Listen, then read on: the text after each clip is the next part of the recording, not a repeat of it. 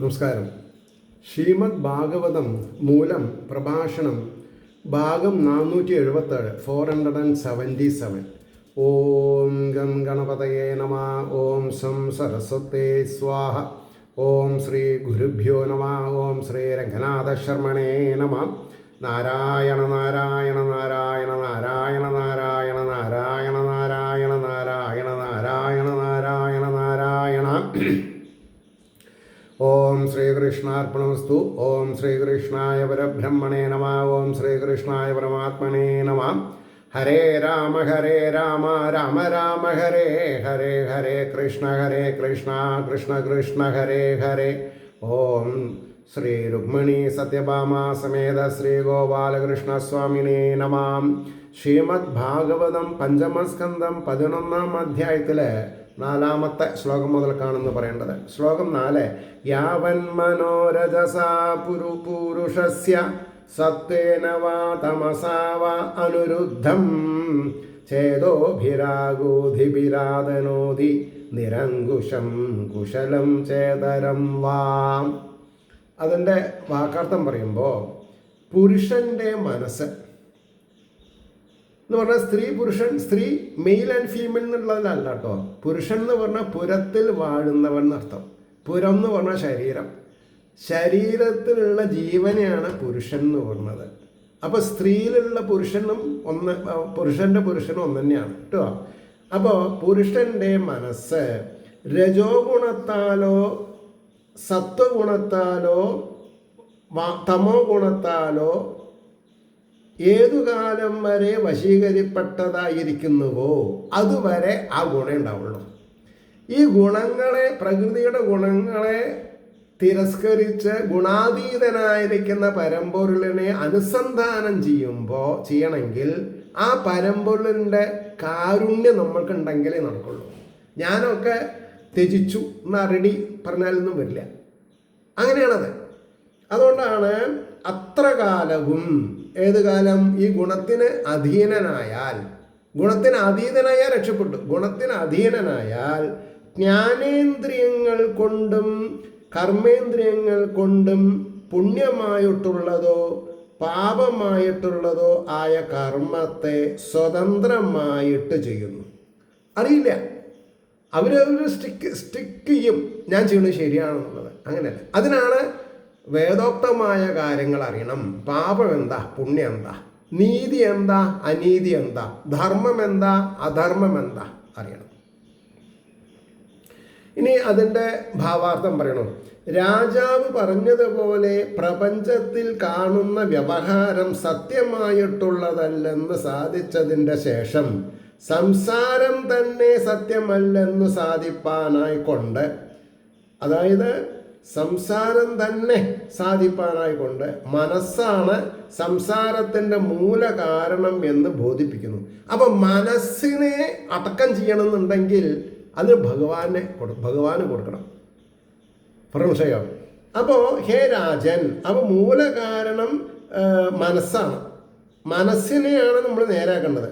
ഹേ രാജൻ, മനസ്സ് എത്ര കാലം വെറുതെ രജസ് സത്വം തമസ് എന്ന ഗുണങ്ങൾക്ക് അധീനപ്പെട്ടിരിക്കുന്നുവോ അത്ര കാലം സ്വതന്ത്രമായിട്ട് ഇഹലോകത്തിലും പരലോകത്തിലും സിദ്ധിക്കാവുന്ന തുച്ഛസുഖങ്ങളെ ആഗ്രഹിക്കുകയും അവയെ സമ്പാദിപ്പാൻ ഉപകരിക്കുന്ന പുണ്യമോ പാപമോ സമ്മിശ്രമോ ആയ കർമ്മങ്ങളെ ജ്ഞാനേന്ദ്രിയങ്ങളും കർമ്മേന്ദ്രിയങ്ങളും കൊണ്ട് നടത്തുകയും ചെയ്യുന്നു. അപ്പോൾ തൊട്ടാ ഷോക്കടിക്കണം എന്ന് പറഞ്ഞാൽ എന്താ, അനീതി ചെയ്യില്ല, ഞാൻ അധർമ്മം ചെയ്യില്ല എന്നൊരു തീരുമാനത്തിലെത്തണം. ചിലപ്പോൾ പഷ്ണി കിടക്കേണ്ടി വന്നു വരും. കാരണം എന്താ, അങ്ങനെയാണ്. Circumstances will forces to do any crime. അങ്ങനെ ആ സർക്കംസ്റ്റാൻസസിന് നമ്മൾ വഴിപ്പെടാൻ പാടില്ല. അടുത്ത ശ്ലോകം 5. സ വാസനാത്മാ വിഷയോപരക്തോ ഗുണപ്രവാഹോ വികൃത ഷോഡശാത്മാ ബിഭ്രൽ പൃഥഗ്നാമഭിരൂപഭേദം അന്തർബഹിഷ്ടം ച പുരസ്തനോദി. വാസന സ്വരൂപവും, അതായത് എക്സ്പീരിയൻസ് മേക്ക് ഹാബിറ്റ്സ്, ആ ഹാബിറ്റ്സ് മോശമാണെങ്കിൽ മോശമാണ്. അപ്പോൾ വിഷയങ്ങളിൽ താല്പര്യമുള്ളതും ഗുണങ്ങളെ അനുസരിച്ച് ചലിക്കുന്നതും വികൃതിയെ പ്രാപിച്ചതും, പ്രകൃതിയിനല്ല വികൃതിയെ പ്രാപിച്ചതും 16 കലകളിൽ മുഖ്യവും 16/1 ഭിന്നങ്ങളായ നാമങ്ങളോടുകൂടിയ ശരീരങ്ങളാൽ രൂപഭേദത്തെ ഭരിച്ചിരിക്കുന്നതുമായ ആ മനസ്സ് ഉള്ളിലെന്നും പുറത്തെന്നുമുള്ള ഭാവത്തെ ഉണ്ടാക്കുന്നു. ഈശ്വരൻ പുറത്താണ്, അമ്പലത്തിലാണ് എന്ന് വിശ്വസിച്ചാൽ അതല്ല എന്ന് പറയാൻ ധൈര്യം വരണം. അതിന് ഇക്വേഷൻസ് പഠിക്കണം, ഭാഗവതം പഠിക്കണം. കാലാകാലമായിട്ട് ഞാൻ ഗണപതിനെ തൊഴുതിട്ടല്ലേ പ്രദർശന വഴിയായിട്ട് ഗുരുവായൂർ അമ്പലത്തിൽ പൂവ മാറ എന്ന് പറയുന്ന ആ മുഖമണ്ഡപത്തിൻ്റെയും സോപാനത്തിൻ്റെയും ഇടയിൽ തിക്കിത്തിരക്കിയിട്ടുള്ളൊരു യാത്രയുണ്ട്. കാലൊക്കെ ചവിട്ടി പൊളിച്ച് അല്ലേ. അപ്പം അതിൻ്റെ മുമ്പേ ആ കൊടിമരത്തിൻ്റെ താഴത്തു കൂടെ നാലമ്പലത്തിൻ്റെ ഉള്ളിലേക്ക് ഇങ്ങോട്ട് കിടക്കുമ്പോൾ ആ വാതിൽമാടത്തിൻ്റെ ഇടയിൽ കൂടെ ഒരു 3 ആൾക്ക് ഒപ്പം നടക്കാം. അവിടെ 5 6 ആളാണ് തിരക്കണത് ഒരേ വരിയിൽ. അതാണ് കടന്ന് റൈറ്റിലേക്ക് പോയിട്ട് വേണം മുന്നോട്ട് പോയിട്ട് ലെഫ്റ്റിലേക്ക് വരാൻ ഭഗവാന്റെ നടയിൽ. പക്ഷെ അവിടെ കുറച്ച് ഗ്യാപ്പുണ്ട്. അതാർക്കുള്ളതാ? സമൂഹത്തിൽ പ്രസക്തന്മാരായിട്ടുള്ളവർ, പ്രസിദ്ധി നേടിയിട്ടുള്ള ആൾക്കാർ, ദേവസ്വത്തിൽ ജോലി ചെയ്യുന്നവരുടെ കണ്ണിലുണ്ണിയായി ആവാൻ സാധിച്ചവർക്ക് മാത്രം അവിടെ നിന്ന് എത്ര നേരം വേണമെങ്കിലും ഭജിക്കാം. ആരും മാറാൻ പറയില്ല. ഒരപരിചിതനാണെങ്കിൽ മാറോ ഇങ്ങനെയൊക്കെ തുടങ്ങും. അവിടെയാണ് ഈ muscle power and money power, 2 പവറാണ്, മസിൽ പവറും മണി പവറും. മനസ്സിലായി? പക്ഷെ അവർക്കൊക്കെ ജയവിജയന്മാർക്ക് പറ്റിയ കൂട്ടത്തിലുള്ള പോരായ്മകൾ വരും എന്നുള്ളത് മനസ്സിലാക്കണില്ല. എന്താവട്ടെ. അപ്പം ഇവിടെ ഇനി നമുക്ക് എന്താ ചെയ്യേണ്ടത്? ഇതിൻ്റെ 5ാമത്തെ ശ്ലോകത്തിൻ്റെ ഭാവാർത്ഥം പറയണം. പുണ്യപാപകർമ്മങ്ങളിൽ നിന്ന് ജനിക്കുന്ന അധർമ്മ വാസനകളോടുകൂടിയ പുണ്യത്തിൽ നിന്ന് ധർമ്മവും പാപത്തിൽ നിന്ന് അധർമ്മവും ആണ് ഫലം ഉണ്ടാവുക. മനസ്സ് തന്നെ അനേകവിധ ശരീരങ്ങളെയും ദേവന്മാർ, മനുഷ്യർ ഇത്യാദി ഭിന്നങ്ങളായ നാമങ്ങളെയും വഹിച്ചിട്ട് വേദോക്ത കർമ്മങ്ങൾക്ക് അധികാരികൾ അനധികാരികൾ എന്ന കൽപ്പനയാൽ ഉത്കൃഷ്ടം നികൃഷ്ടം എന്ന ഭേദത്തെ ജനിപ്പിക്കുന്നു. മൈ ഗോഡ്, ഈ ഒരു ശ്ലോകം ഉണ്ടല്ലോ വളരെ അർത്ഥവർത്ഥ. ആരാണ് വേദം പഠിക്കാൻ അധികാരി അനധികാരി? ഈശ്വരനൊന്നും പറഞ്ഞിട്ടില്ല. ആൾക്കാർ പറയാണ് നിങ്ങൾ ബ്രാഹ്മണനല്ലല്ലോ, എന്നാൽ പിന്നെ വേദത്തിന് അധികാരിയല്ല. നമ്മുടെ തുഞ്ചത്ത് എഴുത്തച്ഛനൊക്കെ എന്തുമാത്രം പീഡിപ്പിക്കപ്പെട്ടിട്ടുണ്ട്. ഒടുക്കും കാലം അദ്ദേഹം വിദ്യാപർവ്വതം ചുരം കയറി മറിഞ്ഞ് തമിഴ്നാട്ടിൽ പോയിട്ടാണ് സംസ്കൃതം പഠിച്ചത്. ഇന്ന് പിന്നെ അത്ര വലിയ പ്രശ്നമില്ല അല്ലേ. അപ്പോൾ വേദോക്ത കർമ്മങ്ങൾക്ക് അധികാരികളെ അനധികാരികളെ എന്ന കൽപ്പനയാൽ ഉത്കൃഷ്ടം നികൃഷ്ടം എന്ന ഭേദത്തെ ജനിപ്പിക്കുന്നു. അതിന് കാരണം ധർമ്മ അധർമ്മ വാസനകൾക്ക് അധീനമായ മനസ്സ് കാമാദിവൃത്തികൾ നിമിത്തം വികാരപ്പെടുകയും സത്വരജസ്തമോ ഗുണങ്ങൾക്ക് അധീനമാകുകയും ചെയ്യുകയാൽ വിഷയങ്ങളെ ആഗ്രഹിക്കുന്നത് കൊണ്ട് വിവിധങ്ങളായ കർമ്മങ്ങൾ ചെയ്യുകയും തത്ഫലങ്ങളായിട്ട് ദേവാദി ശരീരങ്ങളിൽ പ്രവേശിക്കുകയും ചെയ്യുന്നു.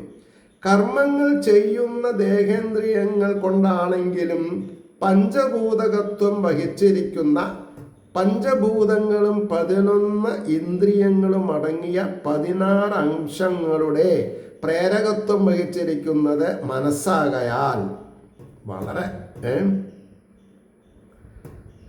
ആ 16-ൽ മുഖ്യത്വം മനസ്സിന് തന്നെയാകുന്നു. ആത്മാവിൻ്റെ ഉപാധിയായ മനസ്സിനെ തന്നെ ആത്മാവായിട്ട് നിശ്ചയിച്ചത് മനസ്സിൻ്റെ ശുദ്ധിയെയും അശുദ്ധിയെയും അനുസരിച്ചാണ് ആത്മപ്രകാശം അനുഭവപ്പെടുന്നത് എന്ന സംഗതി നിമിത്തമാകുന്നു. ആത്മാവ് മനസ്സാത്മാവാണോ? അല്ല. ആത്മാവ് മനസ്സ് പ്രവർത്തിക്കുന്നത് ആത്മാവിൻ്റെ സവിധത്തിലാണ്. ശ്ലോകം 6. ദുഃഖം സുഖം വ്യതിരിക്തം ച തീവ്രം കാലോപപന്നം ഫലമാവ്യനക്തി ആലിംഗ്യമായാരചിതാന്തരാത്മാ സ്വദേഹിനം സംസൃതി ചക്രകൂടാം.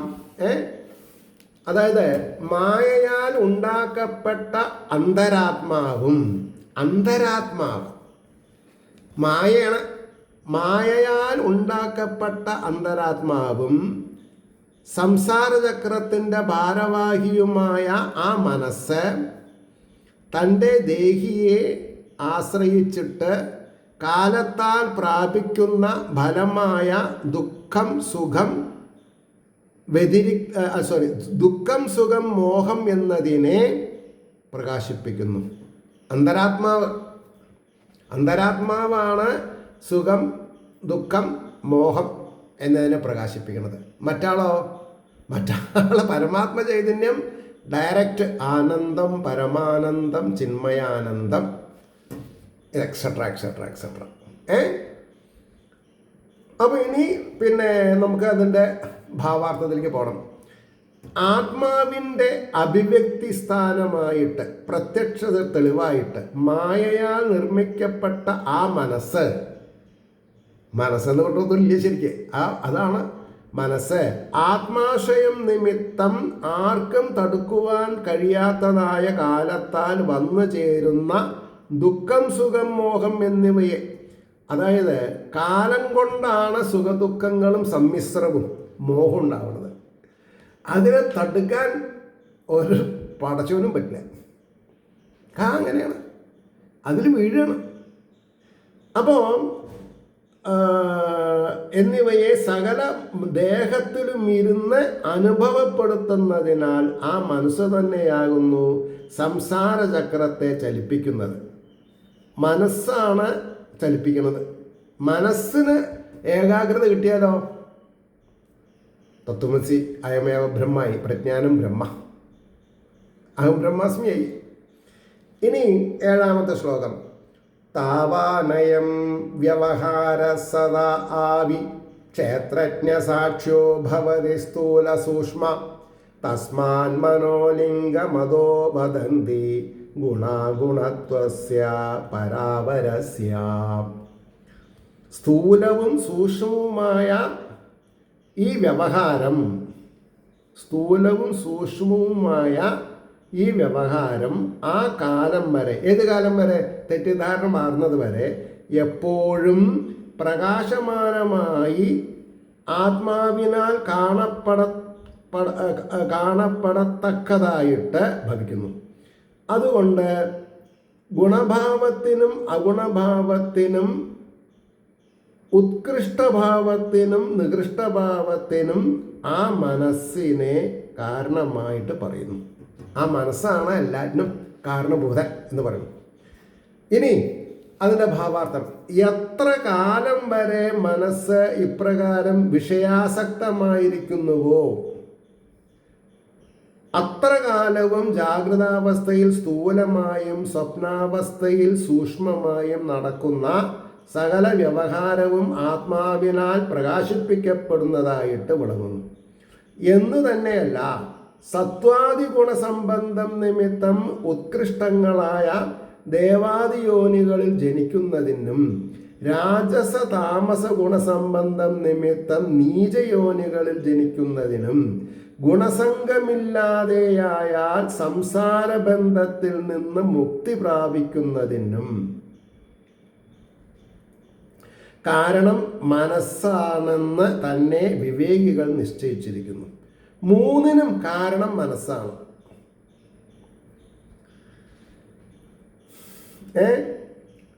ഇനി അതുകൊണ്ട് മനസ്സാണ് വ്യവഹാരത്തെ സത്യമെന്ന് തോന്നിക്കുന്നത്.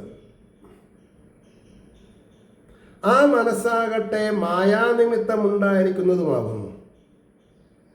ഞാനാകട്ടെ മായാഗുണങ്ങളിൽ നിന്ന് അതിക്രമിച്ചിരിക്കയാൽ സംസാരവും അതിൽ ആരാ പറഞ്ഞത്? സാക്ഷാൽ ജഡഭരതനാണ് പറഞ്ഞത്. എനിക്ക് സുഖദുഃഖങ്ങളില്ല, കാരണം എനിക്ക് മനസ്സില്ല. ഞാൻ ഡയറക്റ്റ് കമ്മ്യൂണിക്കേഷനാണെന്നാണ് പറഞ്ഞത്. ഞാനാകട്ടെ മായാഗുണങ്ങളിൽ നിന്ന് അതിക്രമിച്ചിരിക്കുകയാൽ സംസാരവും അതിൽ കാണുന്ന വ്യവഹാരവും സത്യമല്ലെന്നറിഞ്ഞിരിക്കുന്നതിനാൽ മനസ്സ് നിമിത്തമുണ്ടാകുന്ന ഉത്കൃഷ്ട നികൃഷ്ട സുഖ ദുഃഖാദി ഭാവങ്ങളിൽ നിന്ന് അതിക്രമിച്ചവനാണ്. ഓ മൈ ഗോഡ്, ഇത് പറയാതെ പോയാൽ ജീവൻ നരകം അനുഭവിക്കും. ഇപ്പം എനിക്കൊരു സമാധാനമുണ്ട്.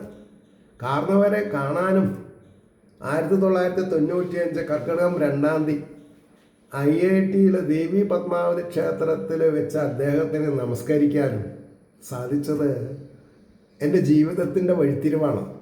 കാരണം എനിക്ക് ഇന്ന ആൾ മുഖാന്തരം അറിഞ്ഞു എന്ന് എനിക്ക് പറയാലോ, മറ്റു ആൾക്കാർ കൂട്ടാക്കില്ല. ഇതിപ്പോൾ എല്ലാവർക്കും അറിയാം, കാരണം IIT-യിലുള്ളവർക്കൊക്കെ അറിയാം. അങ്ങാകട്ടെ മനോഗുണങ്ങൾക്ക് അധീനനായിരിക്കയാൽ, ഞാനും അങ്ങും കൂടിയുള്ള വ്യത്യാസം എന്താ? എനിക്ക് സംസാരമില്ല, അങ്ങക്ക് സംസാരം മാത്രമേ ഉള്ളൂ. അതാ പറഞ്ഞത്. അങ്ങക്കാകട്ടെ മനോഗുണങ്ങൾക്ക് അധീനനാണ്, ഞാനോ മനോഗുണങ്ങൾക്ക് അതീതനാണ്. ഈ രണ്ട് വ്യത്യാസമാണ്. ജഡഭരതൻ മനോഗുണത്തിന് അതീതനാണ്, രഘുകുല ചക്രവർത്തി മനോഗുണങ്ങൾക്ക് അധീനനായിപ്പോയി.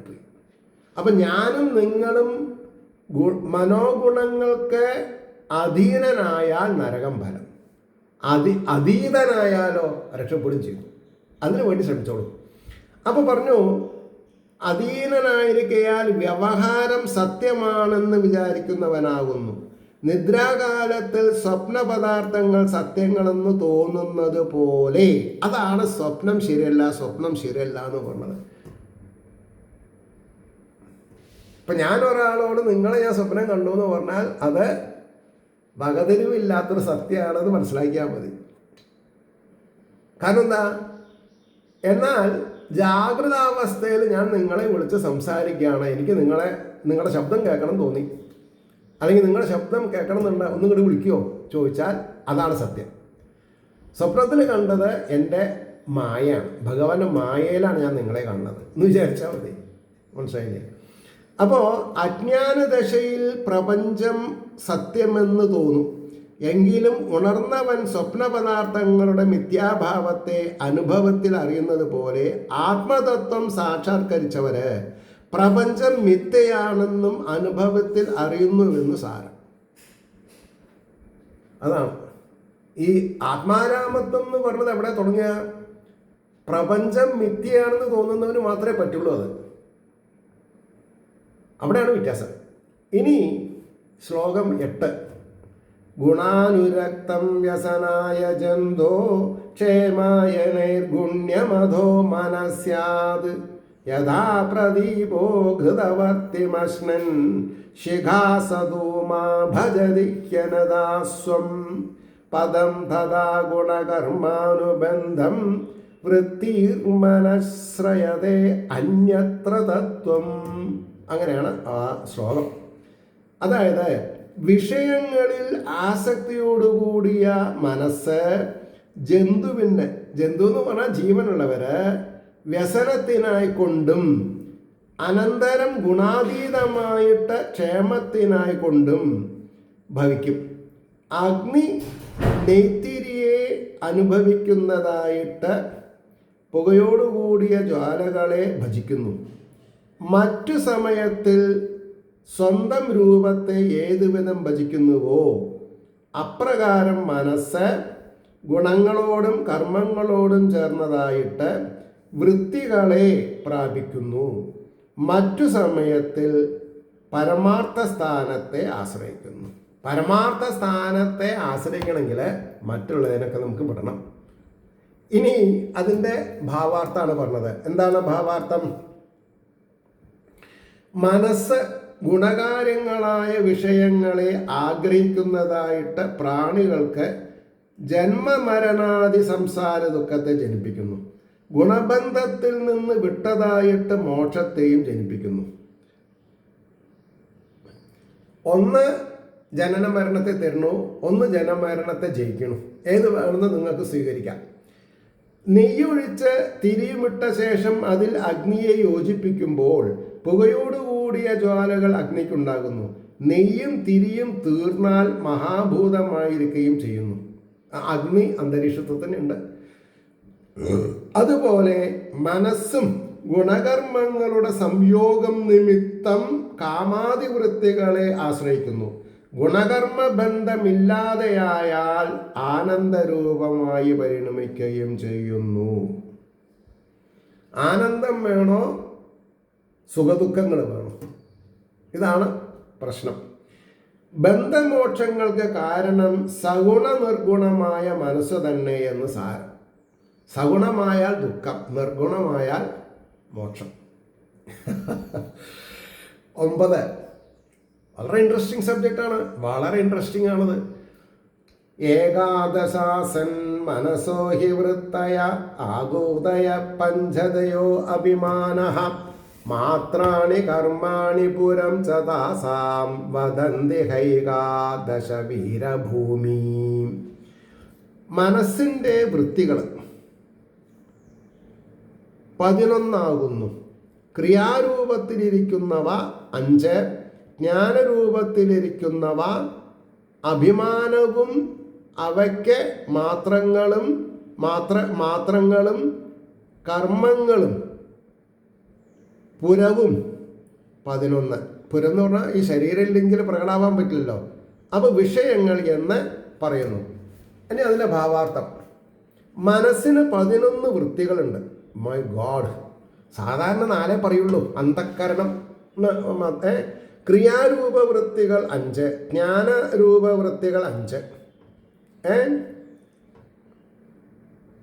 5 + 5,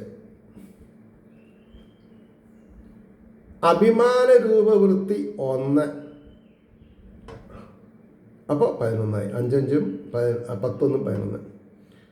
അതായത് അഭിമാനരൂപവൃത്തി 1, ഇങ്ങനെ 11.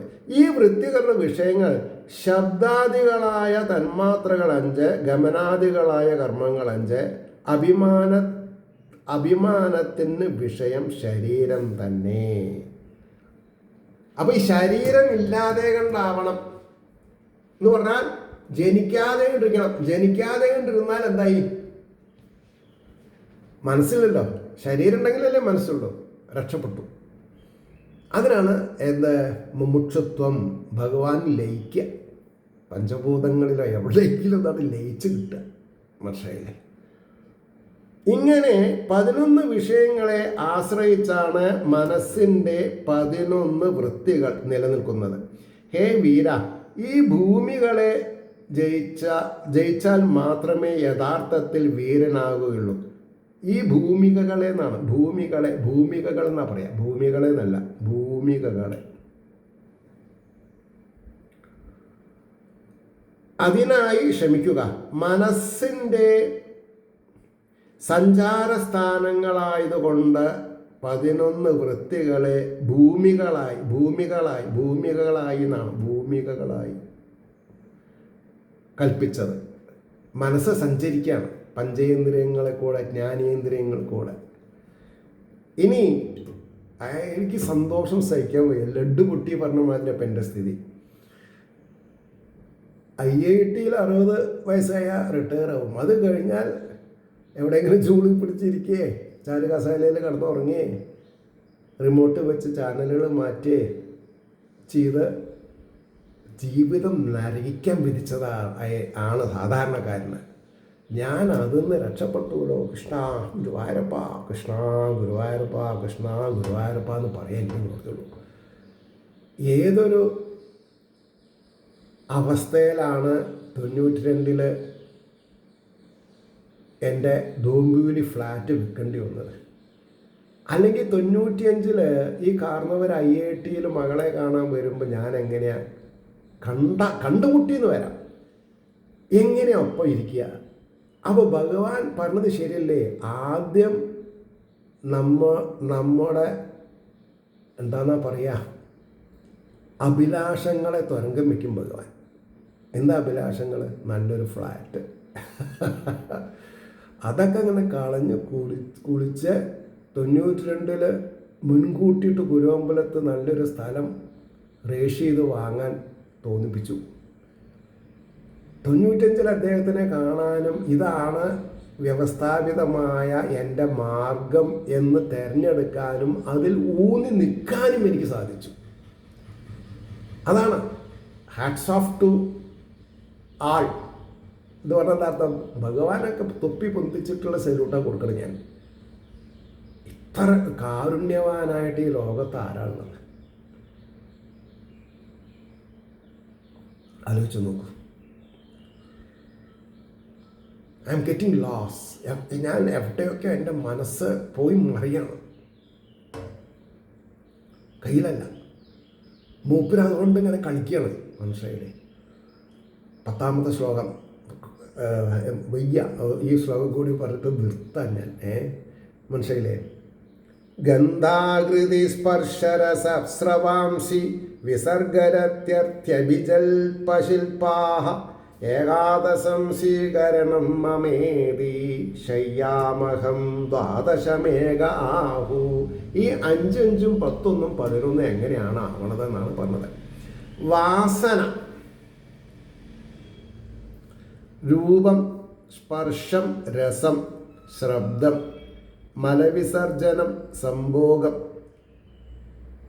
ഗമനം അതായത് കാല്, സംഭാഷണം നാവ്, കൈകൊണ്ടുള്ള പ്രവൃത്തി, എൻ്റേതെന്നുള്ള സ്വീകാരം. അപ്പം എത്രണ്ണായി? 1 2 3 4 5 6 7 8 9 10. എൻ്റേതെന്നുള്ള സ്വീകാര്യം 11ാമത്തേത്. ഈ സ്വീകാരം ആണ് 11ാമത്തേത്. അപ്പോൾ 1 2 3 4 5 6 ഞങ്ങൾക്ക് എഴുതണം ഇവിടെ 7 8 9 10 പിന്നെ 11. 11. വേറെ ചിലർ ശയ്യ എന്നുകൂടി പേരുള്ള അഹങ്കാരത്തെ 12ാമത്തേതായിട്ട് പറയുന്നു.